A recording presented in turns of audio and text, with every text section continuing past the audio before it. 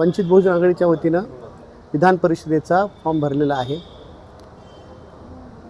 वर बघितलं तर आज 6 उमेदवाराचे फॉर्म, विविध फॉर्म 15 फॉर्म आलेले आहेत आणि लोकशाही जिवंत ठेवायची असेल तर ही प्रक्रिया झाली पाहिजे। ही आमची प्रथम अपेक्षा आहे की इलेक्शन्स हे झाले पाहिजे। आमच्या कानावर होतं की बिनविरोध इलेक्शन होण्याचे चान्सेस खूप जास्त आहेत आणि बिनविरोध इलेक्शन होऊ नये यामुळे आम्ही फॉर्म भरलेला आहे। आम्ही आमचे नेते श्रद्धेनेते बाळासाहेब आंबेडकर यांना सूचना दिलेली आहे आणि नंतर त्यांनी जो अंतिम आदेश देतील तो आमच्यासाठी बंद करणार। संख्याबळ किती आहे आणि कोणकोणते पक्ष तुमच्या सोबत आहे? संख्याबळ गुप्त मतदान आहे म्हणून संख्याबळाचा विषय नाही।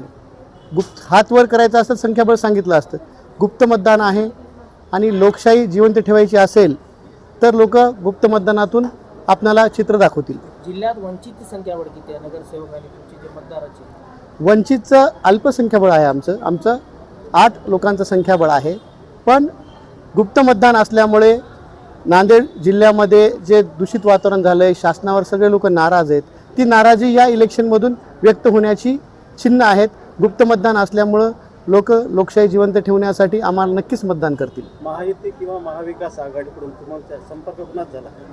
अजून आमचा संपर्क कुणाचाच झालेला नाही, कारण आमचं संख्याबळ कमी असल्यामुळं हा फॉर्मच भरणं हे आमच्यासाठी खूप अडचणीचं काम होतं। त्यामुळं आम्ही या प्रक्रियेमध्येच होतो। आता संध्याकाळी होईल, संपर्क होईल, आम्ही कॅम्पेन करू आणि हे इलेक्शन लोकशाही म्हणजे झालं पाहिजे ही आमची म्हणजे रास्त आमची भूमिका आहे। 10 माहितीप्रमाणे सूचक लागते, तुमच्याकडे 8 आहे तर 2 कोण आहेत? आमच्याकडला अपक्ष लोकांनी आम्हाला सूचक अनुमोदन दिलेलं आहे। असं आमचं 10 आहे, म्हणूनच आम्ही इथं फॉर्म भरू शकायला आलो नाही।